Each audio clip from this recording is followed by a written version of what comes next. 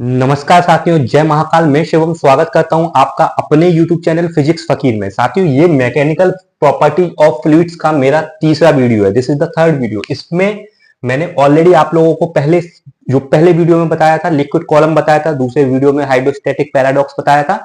आप लोग वो वीडियो देख लें। 12th के एग्जाम के पॉइंट ऑफ व्यू से काफी इंपॉर्टेंट है और जेडब्ल्यू और नीट के लिए भी काफी इंपॉर्टेंट है, बिकॉज इनके बाद हम स्टार्ट करेंगे नीट और जेडब्ल्यू की क्वेश्चन सीरीज। ठीक है, तो यहां पे आप लोग देख सकते हो, ये है पास्कल लॉ और उसके एप्लीकेशन। ठीक है, तो यहां पे मैंने आपको पास्कल लॉ बताया है। देखिए पास्कल लॉ का स्टेटमेंट क्या है। Pressure applied at any point of an enclosed fluid at rest is transmitted to equally and undiminished of every point of fluid and wall of container. मतलब इसका क्या हुआ, अगर कोई भी फ्लूइड है वो एनक्लोज्ड है, मतलब बंद है। ठीक है, कोई भी फ्लूइड अगर बंद है और रेस्ट पे, there are the two condition for Pascal law. First, कि आपका जो फ्लूइड है वो रेस्ट पे होना चाहिए और वो बंद होना चाहिए। अगर ये दो कंडीशन है और आप किसी भी पॉइंट पे प्रेशर को, किसी भी पॉइंट पे आप फोर्स लगा रहे हो, आप प्रेशर अप्लाई कर रहे हो, तो वो सभी जगह इक्वली ट्रांसमिटेड होगा। कैसा ट्रांसमिटेड होगा? इक्वली एंड अनडिमिनिश्ड ट्रांसफर होगा आपका प्रेशर सभी पॉइंट पे। कोई भी, ठीक है, कोई भी एनक्लोज्ड सिस्टम में आपका जो प्रेशर है वो प्रेशर इक्वली ट्रांसमिटेड होगा और अनडिमिनिश्ड ट्रांसफर होगा। अनडिमिनिश्ड का क्या मतलब है, यहां पे देखिए, आप लोग ध्यान से देखिए। अनडिमिनिश्ड का मतलब क्या है? अनडिमिनिश्ड का मतलब है कि जो प्रेशर है, प्रेशर बिना कोई लॉस के इक्वली ट्रांसमिटेड हो जाता है। अनडिमिनिश्ड, इक्वली ट्रांसमिटेड पूरे के पूरे सिस्टम में, पूरे के पूरे सिस्टम में। देखिए ये बहुत ही इंपॉर्टेंट है। हम लोग ये सब काम करते थे पहले बचपन में, लेकिन अभी हमको पता नहीं है। आप सभी लोग अपने साइकिल अभी भी साइकिल चलाते हो, साइकिल में हवा भरते हो, कैसा है? टायर एनक्लोज्ड सिस्टम है। टायर आपका कैसा है? एनक्लोज्ड सिस्टम है। उसमें आप हवा भरना मतलब आप लोग प्रेशर डालते हो। जब आप प्रेशर डालते हो तो हवा सभी जगह जाती है कि नहीं जाती? सभी जगह जाती है, इक्वली जाती है और अनडिमिनिश्ड जाती है। समझ पा रहे हो दोस्तों? तो यही बस पास्कल लॉ है और पास्कल लॉ का बहुत अच्छा यूज है यहाँ पे। Pascal law is very important for practical life और प्रैक्टिकल डेली लाइफ में पास्कल लॉ का बहुत यूज है। अभी मैंने एक एग्जांपल दिया, आप लोग साइकिल से हवा भरते हो। अभी देखो इसकी जो एप्लीकेशन है, पास्कल लॉ की जो एप्लीकेशन है वो है हाइड्रोलिक लिफ्ट में और ब्रेक्स में। ठीक है, हाइड्रोलिक लिफ्ट में और ब्रेक्स में। हाँ, यहाँ पे एक और इंपॉर्टेंट बात है, मैंने सारे के सारे लॉसेस को, ठीक है, जैसे ग्रेविटी को इस केस में मैंने नेग्लेक्ट किया है। ग्रेविटी को इस केस में मैंने क्या किया है? नेग्लेक्ट किया है पास्कल लॉ के केस में। ठीक है, मैंने लॉस को, थोड़ा बहुत लॉस को कंसीडर नहीं किया है। तो क्या बोलता है, अगर कोई भी सिस्टम एनक्लोज्ड हो, आप उस पर प्रेशर डालोगे, आप उस पर प्रेशर लगाओगे, तो वो जो आपने प्रेशर लगाया, देखो आपने ये, देखो ये इनक्लोज सिस्टम था, आप यहाँ पे थोड़ा सा पुश करोगे तो ये सभी जगह इक्वली ट्रांसमिटेड हो जाएगा, अनडिमिनिश्ड, बिना कोई लॉस हुए और इक्वली ट्रांसमिटेड होता है। ठीक है दोस्तों, मेरी बात को समझ पा रहे हो? चैनल को लाइक करें, शेयर करें, सब्सक्राइब करें। अब देखिए मैं आप लोगों को बताता हूँ हाइड्रोलिक लिफ्ट एंड ब्रेक्स में इसकी एप्लीकेशन कैसे है।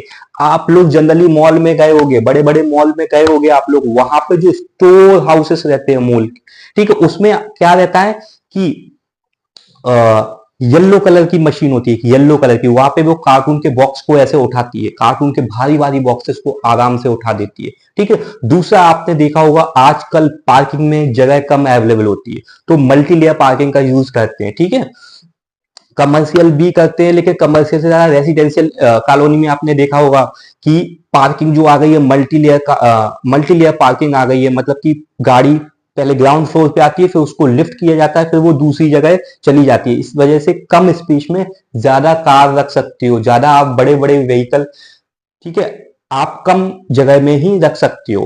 ठीक है, तो यहाँ पे ये हाइड्रोलिक लिफ्ट है। हाइड्रोलिक लिफ्ट में आपको समझना होगा कि हाइड्रोलिक लिफ्ट में पास्कल लॉ कैसे फॉलो हो रहा है।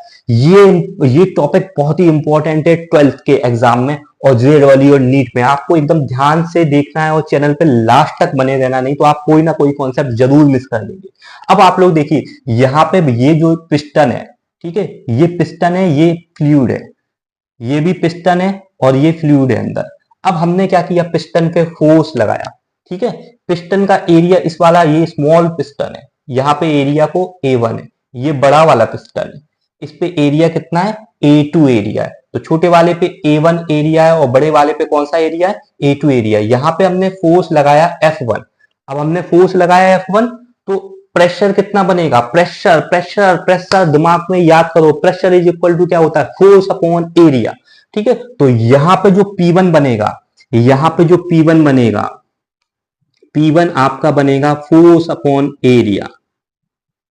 आपने फोर्स लगाया है F1 इस पिस्टन पे और यहां का इस पिस्टन का एरिया था A1।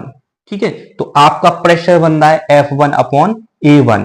अरे ये तो एनक्लोज्ड सिस्टम है, ये तो बंद सिस्टम है, रेस्ट पे है यहाँ पे सब कुछ। अब ये जो प्रेशर बन रहा है ये तो इक्वली ट्रांसमिटेड होगा, यही तो पास्कल लॉ ने बोला है। तो यहाँ पे जो आपने प्रेशर लगाया है यहाँ पे, ये सभी जगह इक्वली जाएगा, सभी जगह पूरे के पूरे सिस्टम में कैसा जाएगा, इक्वली एंड अनडिमिनिश्ड। समझ में आ रहा है? तो आपका ये जो प्रेशर है P1 ये सभी जगह इक्वली और अनडिमिनिश्ड जाएगा। तो यहाँ पे भी प्रेशर P1 किसके इक्वल होगा, P1 इक्वल होगा P2 के, क्योंकि प्रेशर इक्वली ट्रांसमिटेड हो रहा है, इसलिए P1 किसके इक्वल होगा, P2 के इक्वल होगा। और P2 की वैल्यू कितनी आएगी, P2 की वैल्यू कितनी आएगी, F2 upon A2, force upon area is equal to pressure. ठीक है, अब देखो P1 और P2 हमारे इक्वल हैं, इस वजह से F1A1 इज इक्वल टू हो जाएगा F2A2। यहां से आप लोग F2 की वैल्यू निकाल लो, F2 इज इक्वल टू इस तरीके से मल्टीप्लाई हो जाएगा, F1 upon A1 into A2। ये आपकी F2 की वैल्यू आ जाएगी, F1 upon A1 into A2। अब आप यहां पे देख सकते हो A2 upon A1, A2 upon A1, A2 का एरिया ज्यादा है, A1 का एरिया कम है, तो A2 अपॉन A1 की वैल्यू 1 से ज्यादा आने वाली है। जब A2 अपॉन A1 की वैल्यू 1 से ज्यादा आएगी तो F2 जो है वो F1 से ज्यादा आएगा, मतलब F1 में मल्टीप्लाई होके आपको F2 मिल रहा है, मतलब फोर्स का मल्टीप्लाई हो रहा है। मतलब कि समझो, इसको समझने की कोशिश करो स्टूडेंट। देखो यहाँ पे अगर आप थोड़ा सा भी फोर्स लगाते हो, थोड़ा सा भी फोर्स लगाते हो, F1 को आप थोड़ा सा भी लगाते हो, लेकिन F2 आपका कैसा लगेगा, ज्यादा लगेगा। F2 कैसे लगेगा, ज्यादा, बिकॉज A2 अपॉन A1 की वैल्यू क्या है, 1 से ज्यादा है। तो 1 से ज्यादा चीज का मल्टीप्लाई जब F1 में होगा तो F2 की वैल्यू बहुत ज्यादा मिलेगी। और इसका मतलब हुआ यहाँ पे हम लोग कम फोर्स लगाते हैं, लेकिन यहाँ पे हमें यहाँ पे ज्यादा फोर्स लगता है, इस वाले पॉइंट पे क्या लगता है, ज्यादा फोर्स। बस बस बस यही चीज आपको माइंड में रखनी है। यहाँ पे आप लोग कम फोर्स लगाओगे, लेकिन यहाँ पे फोर्स ज्यादा हो जाएगा, फोर्स मल्टीप्लाई होके मिलेगा, फोर्स मल्टीप्लाई होके कई टाइम्स मिलेगा। बिकॉज देखो ये फोर्स में मल्टीप्लाई है, देख लो आप लोग, ये फोर्स में मल्टीप्लाई है A2 अपॉन A1, तो ये वाले फैक्टर से मल्टीप्लाई है, इस वजह से F2 की वैल्यू बढ़ जाएगी, जबकि आप लोग F1 कम अप्लाई कर रहे हो।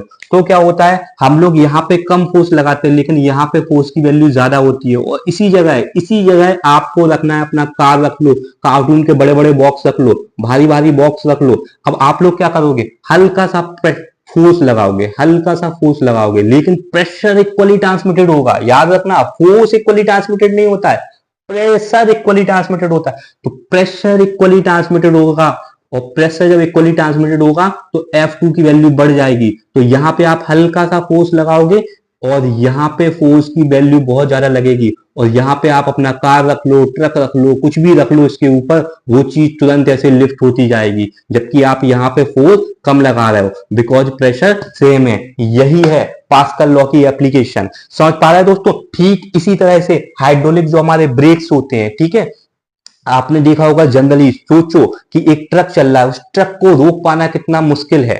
ठीक है, उस ट्रक को रोक पाना कितना मुश्किल है। अगर ट्रक को रोकने के लिए 2 3 4 5 लोग आगे आके ट्रक को रोकते, तो ट्रक को रोक पाना बड़ा मुश्किल होगा, लेकिन वही ट्रक को बड़ी आसानी से रोक लेता है ड्राइवर, क्योंकि वो पिस्टन पे लगाता है फोर्स, और वो फोर्स होता है जहां पे वो पिस्टन पे फोर्स लगाता है, जो ब्रेक होता है। ठीक है, ABC एक्सीलरेटर, ब्रेक और क्लच।